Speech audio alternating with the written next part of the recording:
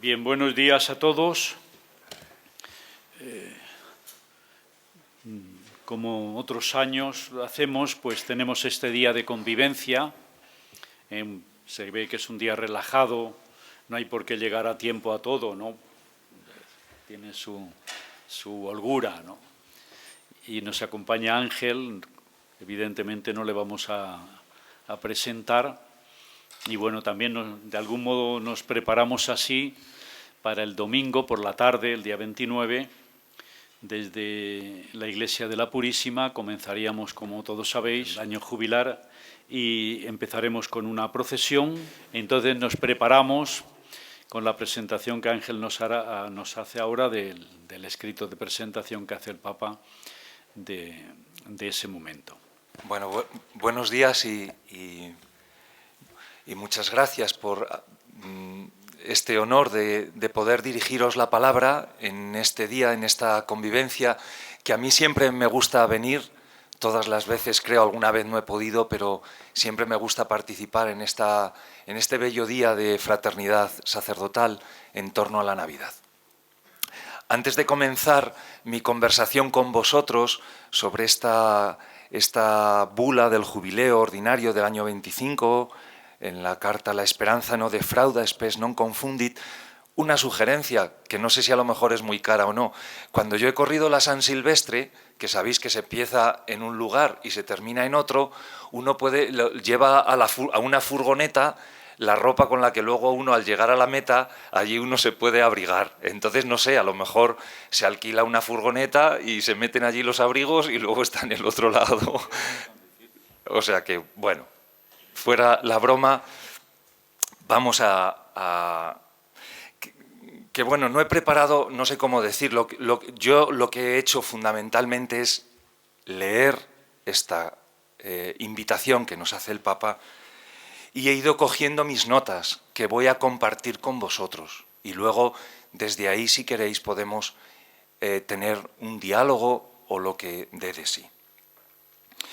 Yo, en primer lugar, quiero situarme, yo creo que como en el preámbulo, que para mí es el contexto de esta carta, el número 1 de la spes non confundit. Y ahí yo veo que el Papa Francisco nos invita en este año, sobre todo lo que él quiere es infundir aliento para un encuentro vivo y personal con el Señor Jesús, vivido en la comunión en la Iglesia y a la vez llamando al corazón de todo hombre. Esas son como 4 perspectivas que para mí abarcan, digamos así, todo lo que luego el Papa nos va a decir.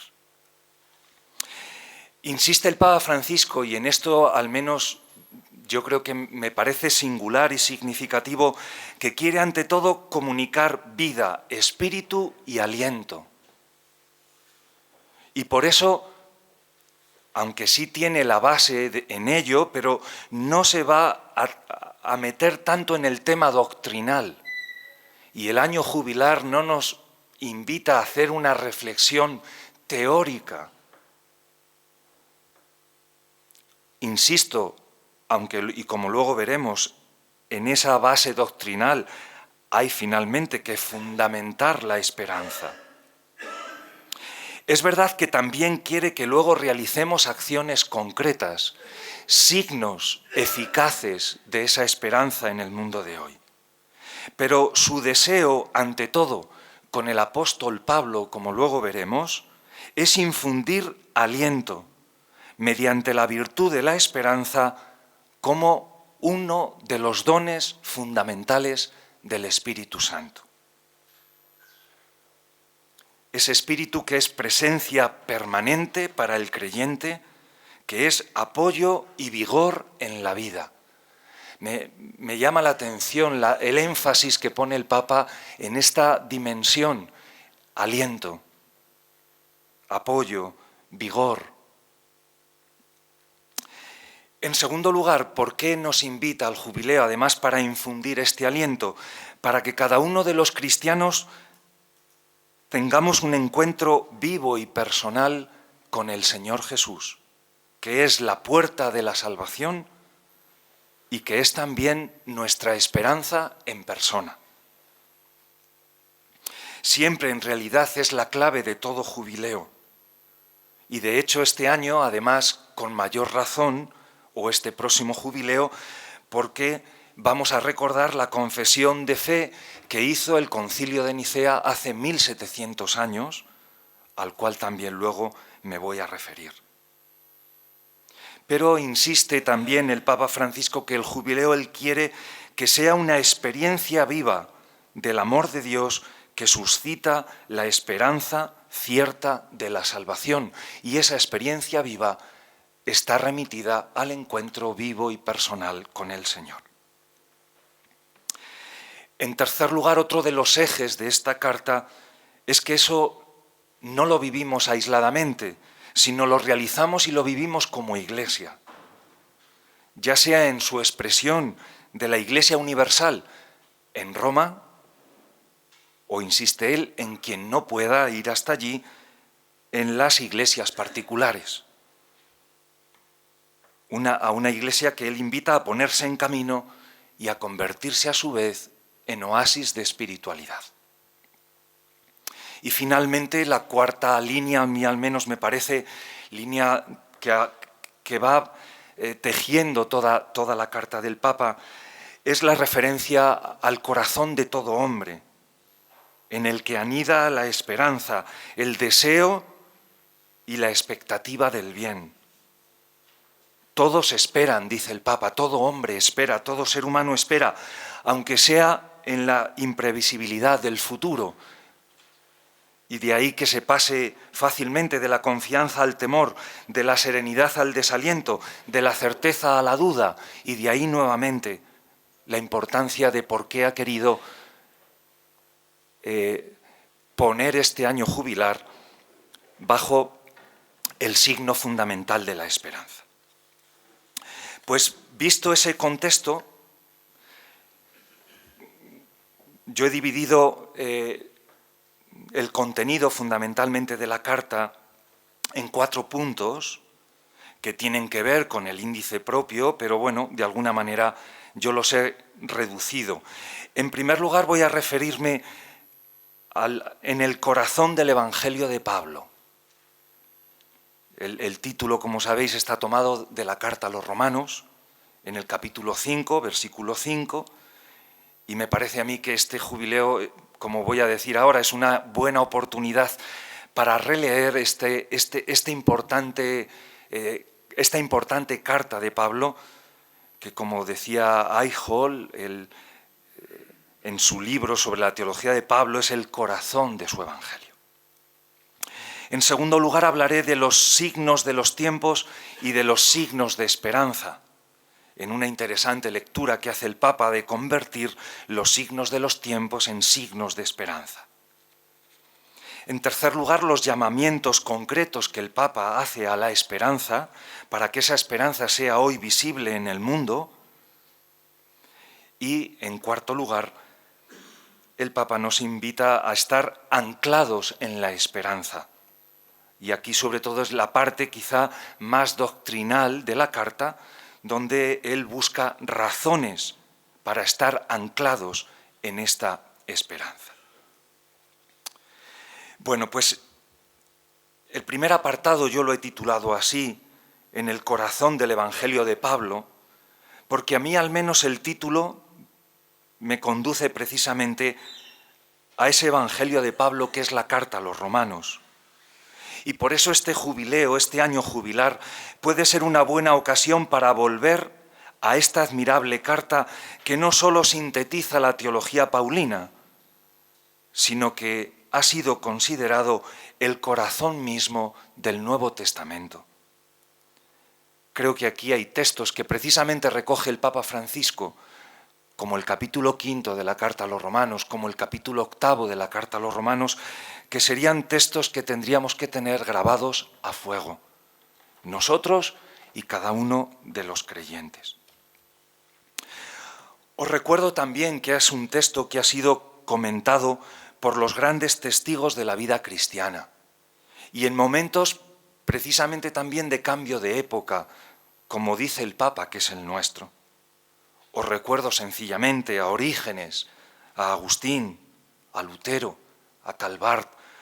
Hay más, pero por poner 4 ejemplos significativos de estos testigos de la vida cristiana.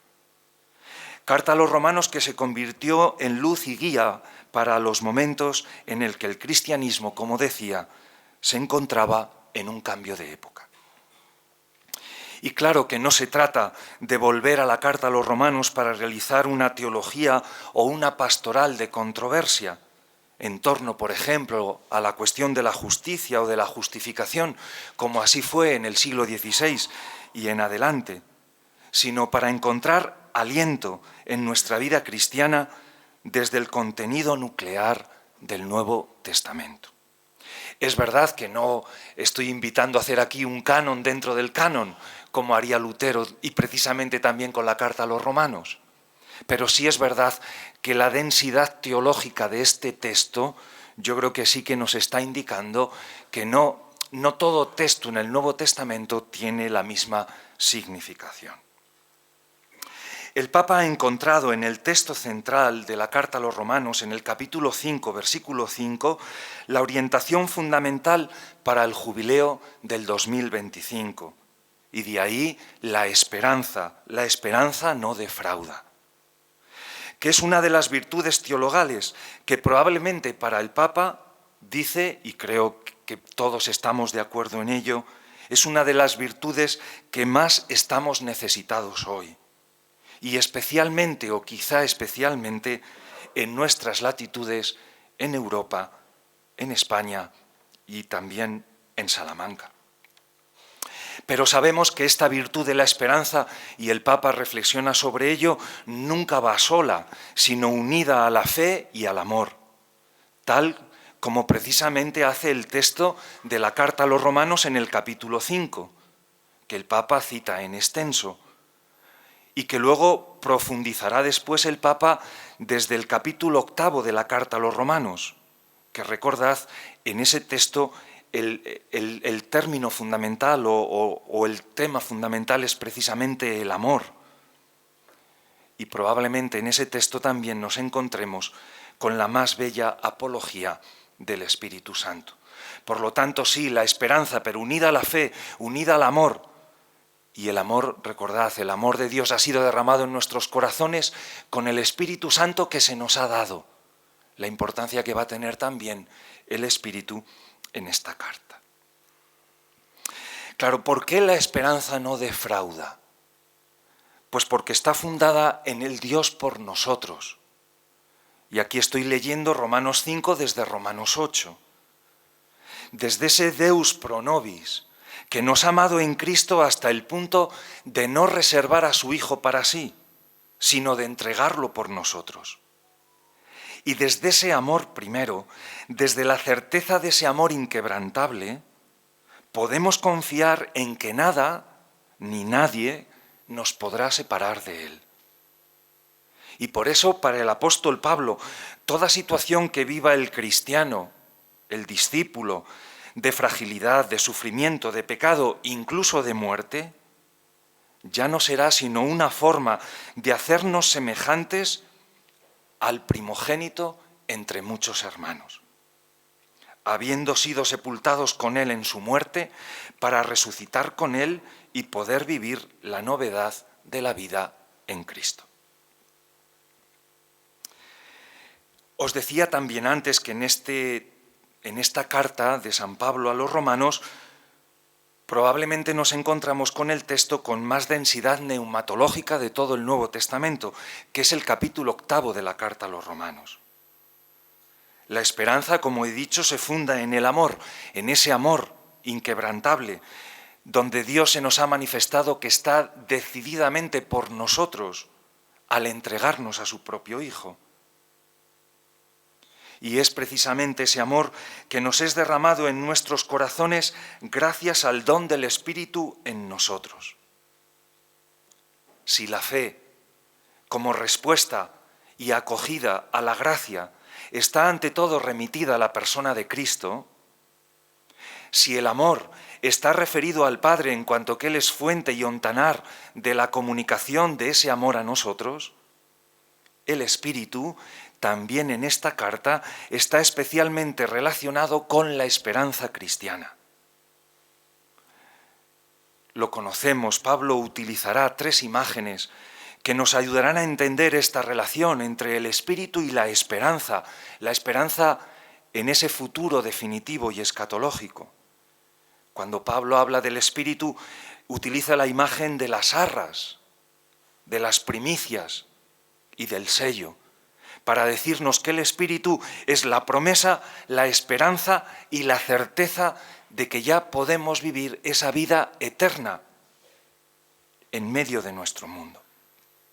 Todavía de manera paradójica, todavía de manera fragmentaria, pero ya tenemos las primicias del Espíritu, ya nos han sido dadas las arras de la promesa, tenemos ya el sello que nos da la certeza de que la victoria de Dios ya es definitiva.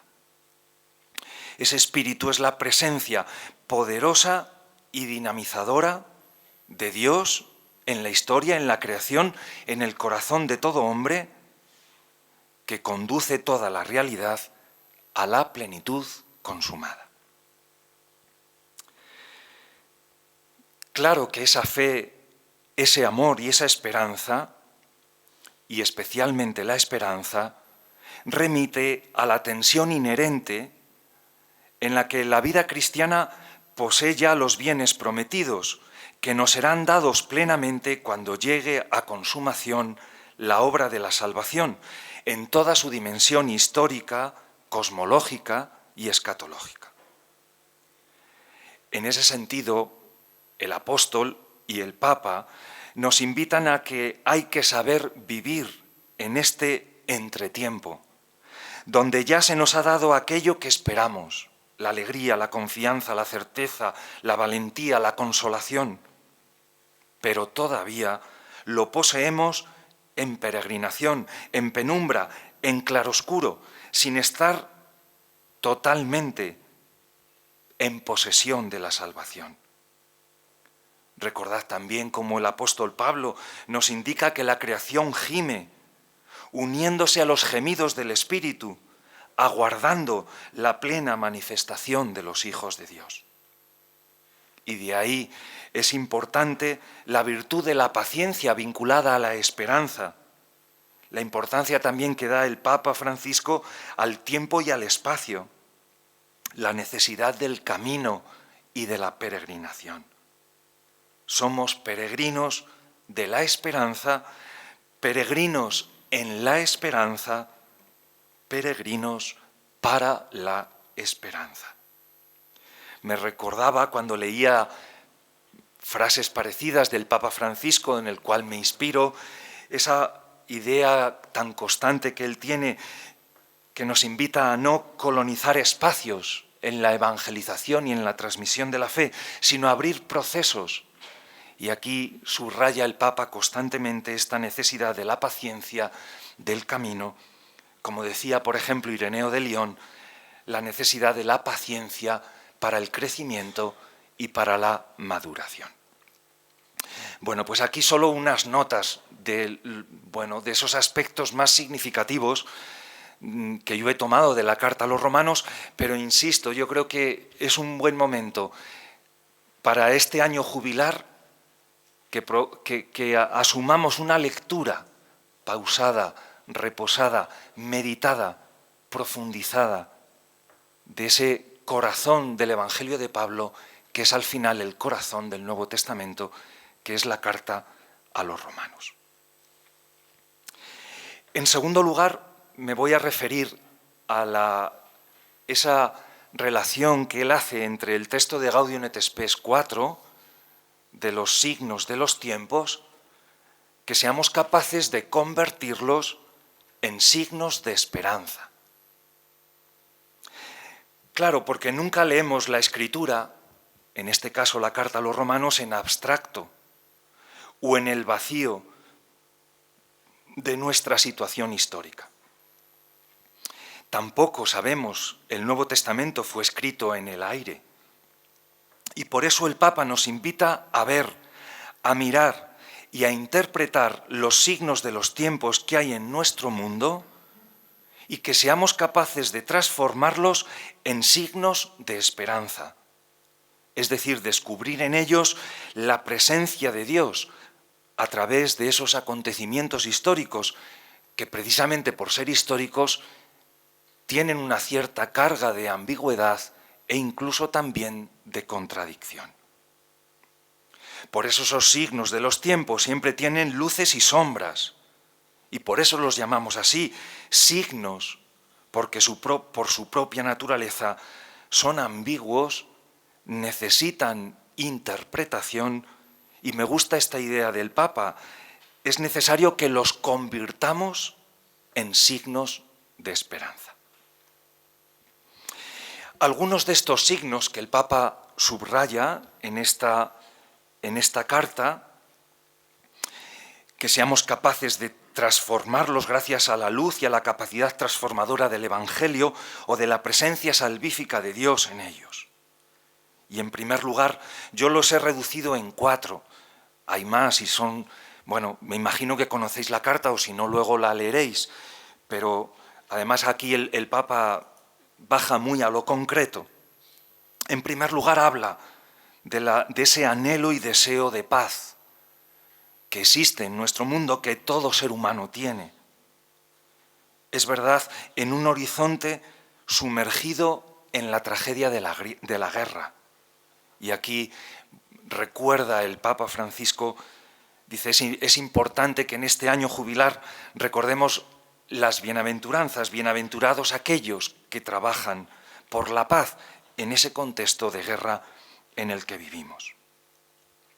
En segundo lugar, se refiere el Papa como segundo signo de la época, convertido en signo de esperanza, en la visión de la vida, llena de entusiasmo por un lado.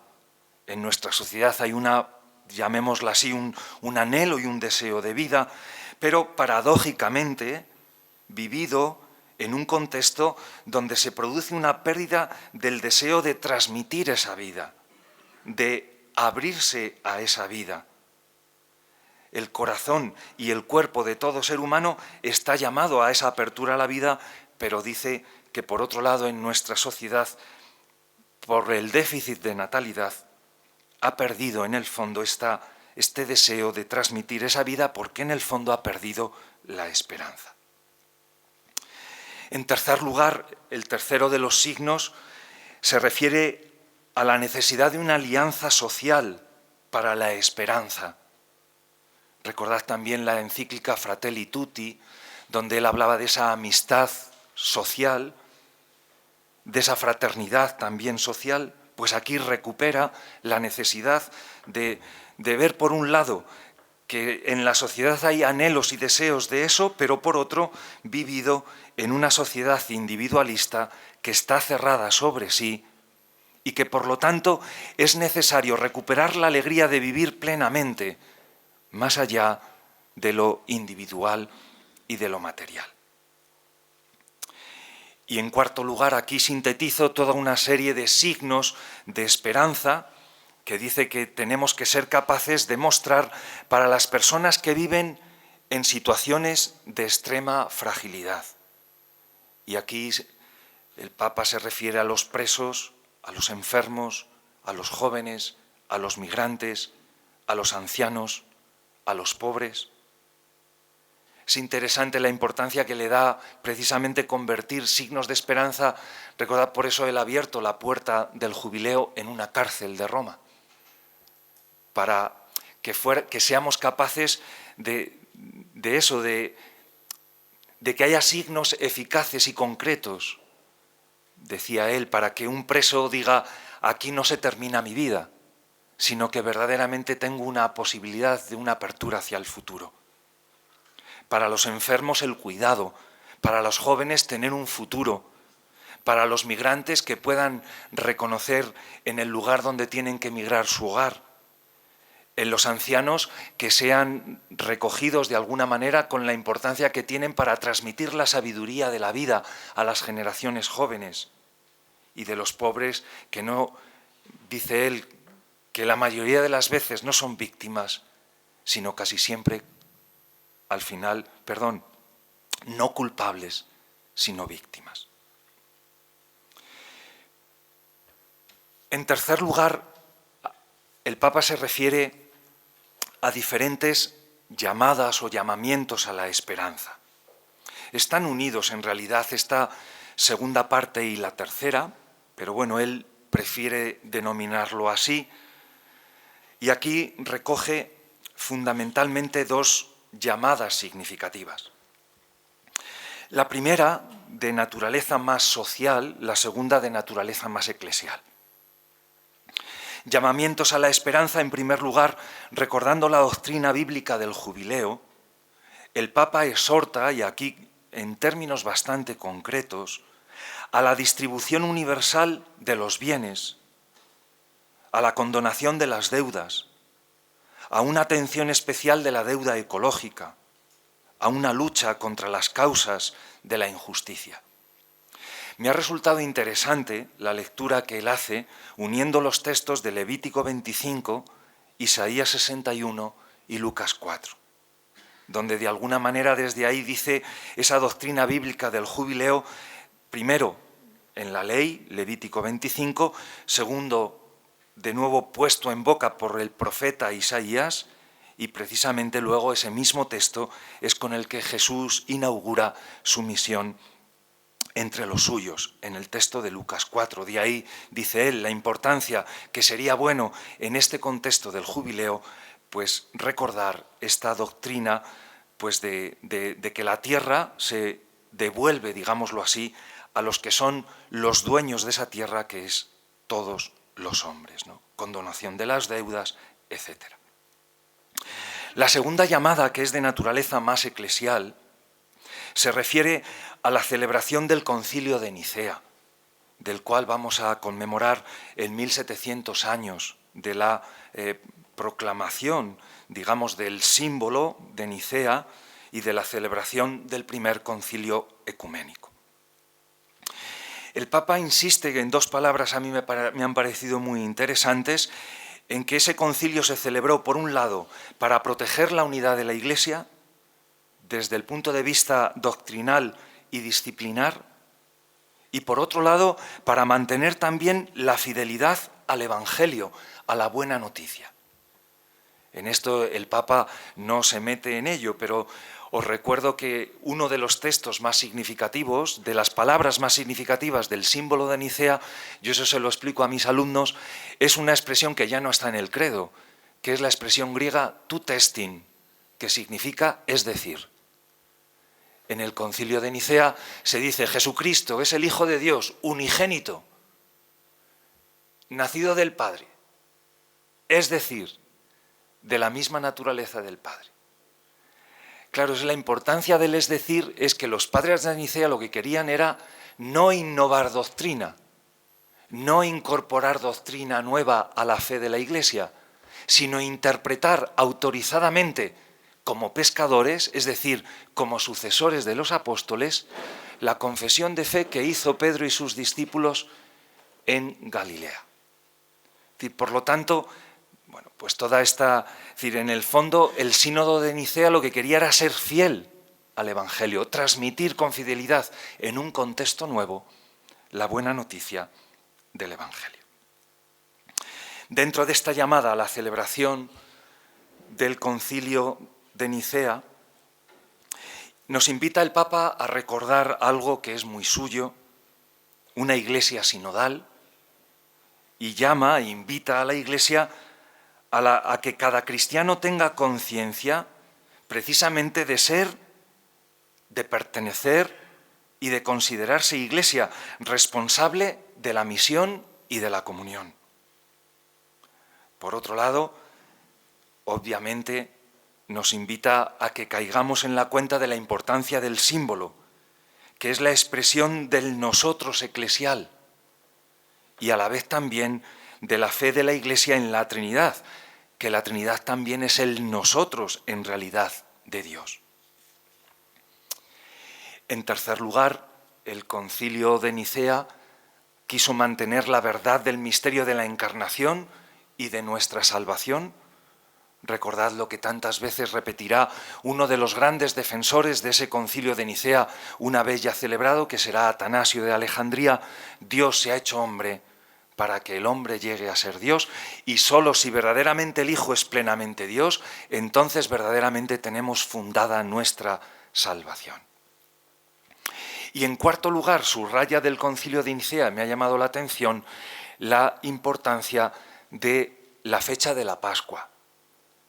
Recordad que esta es una división que se produjo entre la Iglesia de Oriente y de Occidente, y curiosamente el próximo año, en el 2025, un acontecimiento providencial, así lo llama el Papa, que es que vamos a celebrar la Pascua en el mismo día, porque así coincide en el calendario, dice él que puede ser un signo de una llamada a una unidad anhelada y deseada.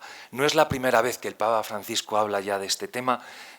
A mí lo veo, sin algún año de estos decide a lo mejor, no sé si hacer algún cambio en toda esta cuestión, sabiendo que es un tema bastante delicado.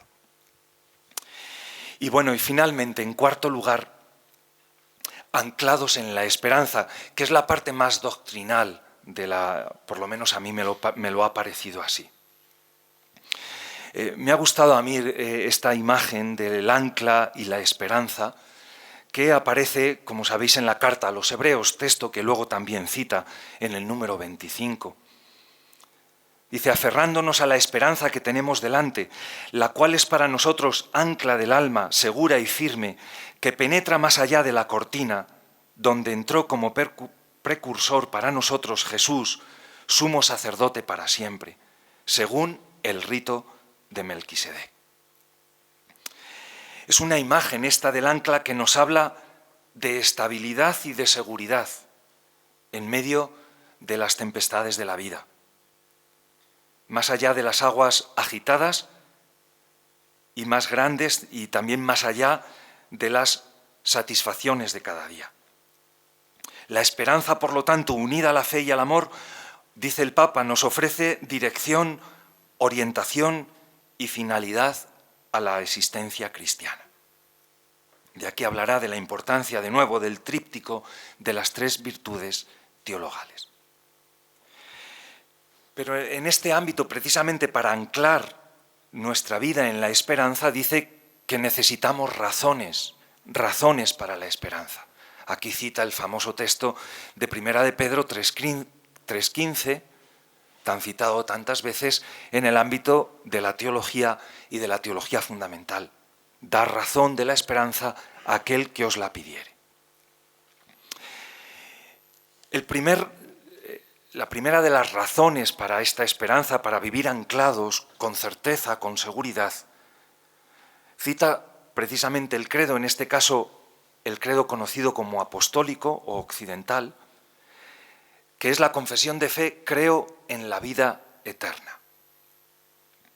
Dice él que es la profesión de fe y la base fundamental de nuestra esperanza.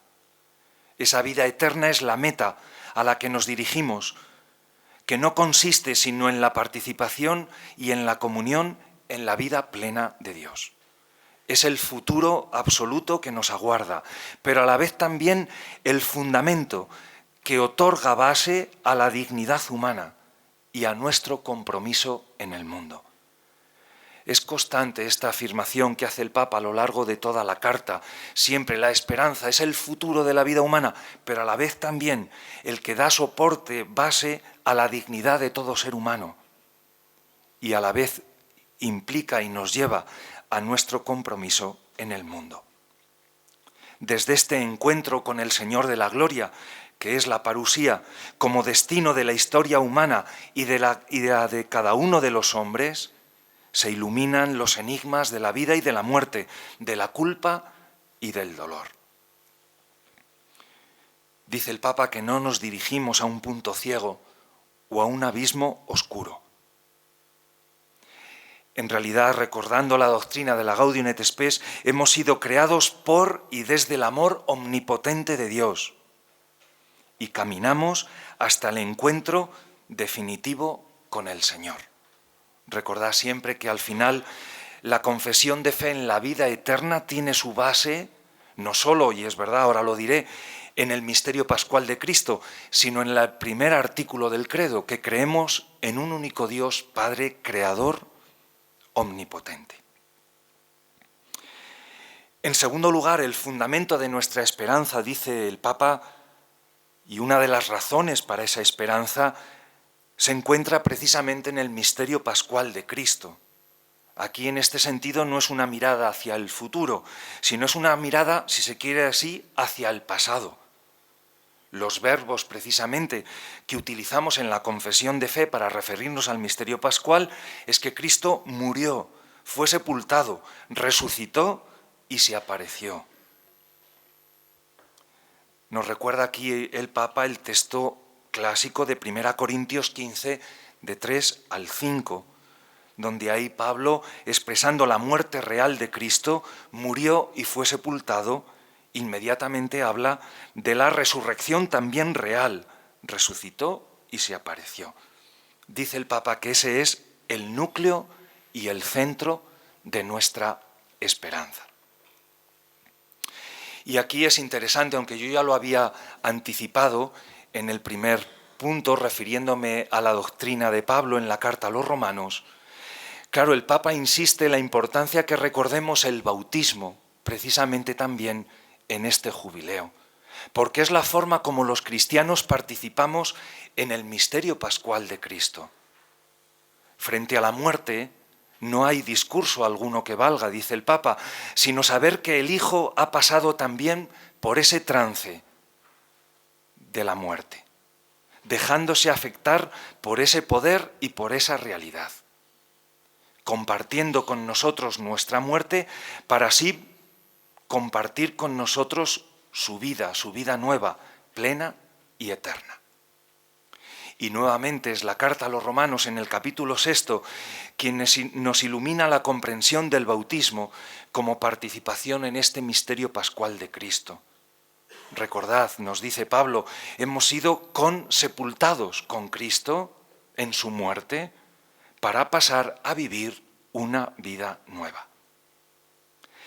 Es verdad que Pablo transforma ligeramente el esquema muerte y resurrección de Cristo por muerte y vida nueva, porque esa vida nueva se nos da ya en esta vida como camino, no en la posesión plena de lo que será la resurrección definitiva. Pero nuevamente traigo a colación la carta a los Romanos. Si el Espíritu que resucitó a Jesús de entre los muertos es el Espíritu que nosotros hemos recibido en el bautismo para hacernos hijos, ese Espíritu nos resucitará también a nosotros. En cuarto lugar, y vinculado al bautismo y esa participación en el misterio pascual de Cristo, el Papa habla del testimonio del martirio, que es una expresión fehaciente de la fe en la resurrección y un ejercicio concreto de la esperanza cristiana. Los mártires renuncian a la vida terrena, son confesores de la vida que no tiene fin, de la vida eterna, de la vida plena. Y no hay que pensar en los mártires en ese tiempo como reservado a los orígenes del cristianismo, que a veces lo hacemos así, sino que insiste el Papa que probablemente ahora es la época en la que en el cristianismo ha habido más mártires que nunca. Desde aquí insiste el Papa en el ecumenismo de la sangre, pues esos mártires pertenecen a diferentes confesiones cristianas. Recordemos la tópica frase de Tertuliano, pero no por ello no es verdadera: los mártires son siempre sangre y semilla de nuevos cristianos. O añado yo esa escena del martirio de Esteban que leíamos precisamente ayer, donde se encontraba un joven llamado Saulo, que probablemente al ver morir a aquel hombre y decir lo que dijo, eso quizás fue decisivo para su luego conversión al cristianismo. En quinto lugar, el Papa, dentro de estas razones para la esperanza, se refiere a la importancia del juicio. como una parte integrante de la fe en la vida eterna. Durante mucho tiempo, este juicio fue objeto de reflexión para, dice el Papa, reflexionar al momento que recapitula la existencia con toda seriedad. Y pone el ejemplo de la Capilla Sixtina. Cuando uno va allí y ve esa imagen del Cristo juez de Miguel Ángel, dice el Papa, sobre todo lo que él quería poner de relieve es la seriedad de ese momento que recapitula nuestra existencia. Y teniendo esto una parte de verdad que el juicio comporta, sin embargo el Papa insiste en que el juicio de Dios es fundamentalmente una expresión del amor de Dios. Es la acción última de su designio salvífico, por lo que Él no viene a justiciar, sino a hacer justicia, es decir, a salvar. Yo, releyendo el texto del Papa o leyendo el texto del Papa, recordaba los textos del Apocalipsis de Marcos que hemos leído en el final del tiempo litúrgico del año anterior, que probablemente el Evangelio de Marcos es el más radical en esta mirada salvífica del juicio, pues él rompe la mirada simétrica entre salvación y condenación, para insistir exclusivamente que la venida del Hijo del Hombre es para reunir y para salvar a todos los hombres de todos los rincones de la tierra. En este sentido, el Papa insiste que no hay que temer al juicio, no hay nada que temer ni que tener miedo, sino más bien un anhelo y un deseo de que acontezca, porque eso significa que Él vendrá a consumar su obra. Recordad el texto que utilizaban los primeros cristianos precisamente para recordar esta venida del Señor como juez para juzgar. Maránata, ven Señor Jesús. Es normal que diversas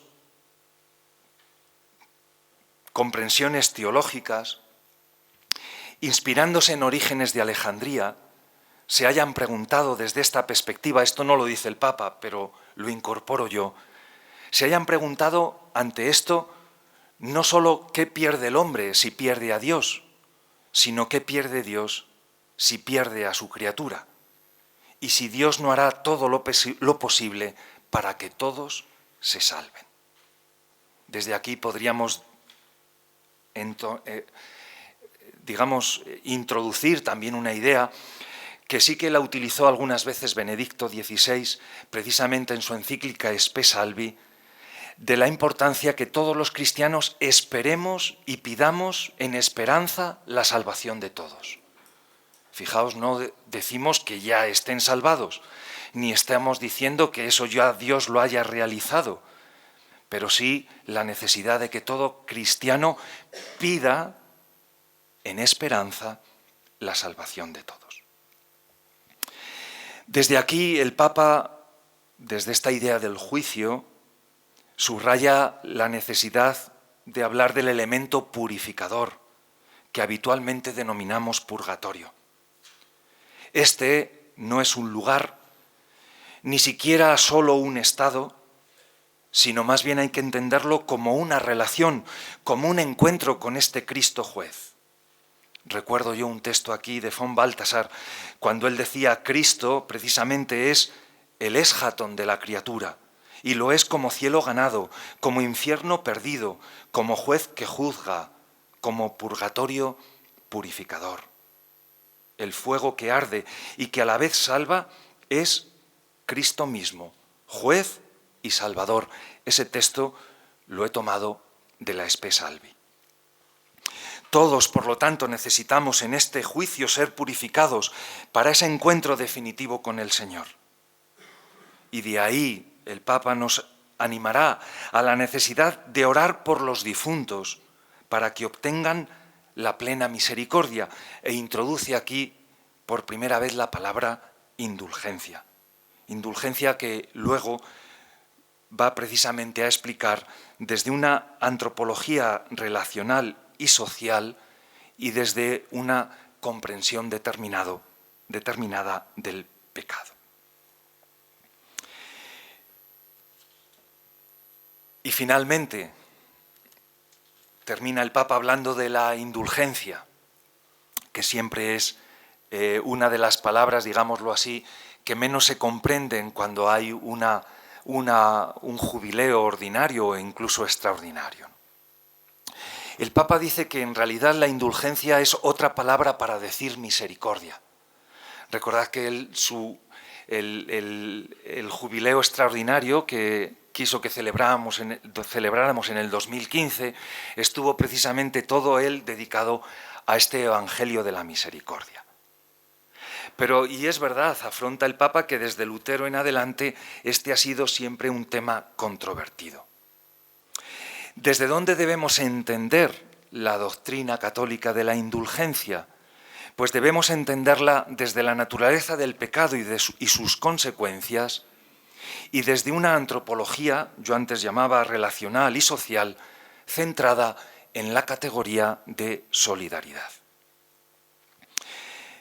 Brevemente, la primera referencia, insiste el Papa en que el pecado tiene dos consecuencias fundamentales, si se quiere, una teologal y otra creatural.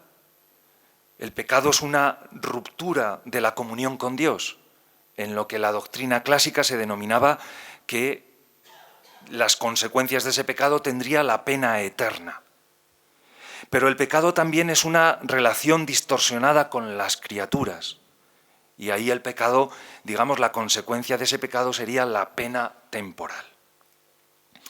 Pues si la primera, esa pena eterna, es sanada por el sacramento de la penitencia, esa comunión con Dios que ha sido rota por el pecado, a través del sacramento de la reconciliación es restaurada, sin embargo, la segunda, ese afecto desordenado con las criaturas, esa relación distorsionada con la creación o con otros seres humanos o con nosotros mismos, esa es sanada por el sacramento de la penitencia, pero en realidad mantiene unos efectos que ya no dependen de nosotros exclusivamente y que es necesario purificar. La injusticia cometida, aunque hayamos pedido perdón y aunque hayamos celebrado precisamente ese sacramento del perdón, mantiene sus efectos sobre la creación y sobre otros seres humanos, afecta a otros e incluso también a nosotros mismos. Y es aquí donde hay que insertar esta doctrina de las indulgencias. Porque queda aquí un trabajo para el penitente de aceptación, de renuncia, de oración, de ejercicio de la solidaridad con otros, cuyo pecado nuestro les afecta y cuya salvación también, la de ellos, nos concierne. Dice el Papa, ninguno peca solo, nadie se salva solo. Tomado de la Spe Salvi en el número 48. El pecado deja huella, dice el Papa, no cambia el pasado, no podemos cambiar el pasado, pero sí es verdad que al pedir perdón por el sacramento de la penitencia, lo que sí abrimos es un nuevo futuro. Pero desde esta comprensión, digámoslo así, del pecado, desde esas dos consecuencias y desde esa antropología relacional, es de donde tenemos que actualizar esta doctrina católica de la indulgencia. Y en segundo lugar, ponerla en el horizonte de la comunión de los santos, que es el reverso y el fundamento antropológico de esta práctica eclesial, que es la esencial comunión y relación que nos une a los seres humanos. Aquí quiero citar un texto de Pablo VI, la vida de cada uno de los hijos de Dios está ligada de una manera admirable en Cristo y por Cristo con la vida de todos los otros hermanos cristianos, en la unidad sobrenatural del cuerpo místico de Cristo como una persona mística. Es un texto de Pablo VI precisamente explicando esta doctrina de las indulgencias. Y esta idea de esta solidaridad entre los cristianos, gracias precisamente al haber estado injertados en Cristo y por Cristo, por el bautismo y por la Eucaristía, no es sólo entre los vivos, sino entre los que ya son bienaventurados, entre los que necesitan purificación y los que peregrinamos en esta vida. La santidad de uno aprovecha a los demás, y es desde aquí de donde también tenemos que entender esa idea del tesoro de la Iglesia, que no se trata de bienes materiales, sino de esta comunicación social de la gracia. Y termina finalmente el Papa con una visión mariológica, recordando esa advocación que desde el siglo VIII y del siglo IX decimos de María como Madre de la Esperanza, como estrella de la esperanza, ave stella maris. En este viaje y peregrinación del jubileo, pero que en el fondo es la vida cristiana, María aparece como el testimonio más alto del ejercicio de la esperanza, como estrella y luz que nos guía en medio de la noche para nuestra travesía. Pues bien, estas son las notas que yo había recogido en la lectura de esta carta. Concluyo diciendo que estas afirmaciones que al menos a mí me han resonado más al leerla. Todo ser humano necesita esperanza. Toda iglesia concreta, pero quizá más que en esta tierra que caminamos, pequeña, frágil, vieja y cansada. Una esperanza que hay que ponerla en Dios, pero que el Papa Francisco nos dice cómo eso tiene que traducirse también en vínculos personales, en relaciones internacionales, en dignidad de la persona y en respeto de la creación. Esta fuerte afirmación de la esperanza fundada en Dios, pero cómo a la vez ha de transformar luego nuestra relación con los otros y nuestra relación con la creación. Pues nada, yo espero que al menos esta breve reflexión y sobre todo la lectura de la bula del jubileo del Papa Francisco, pues nos ayude a esas 4 cosas, a encontrar aliento para la esperanza, para ese encuentro vivo con el que es nuestra esperanza, a encontrar también signos de esperanza y finalmente razones para la esperanza. Aliento, encuentro, signos y razones. Las 4 son necesarias. Gracias.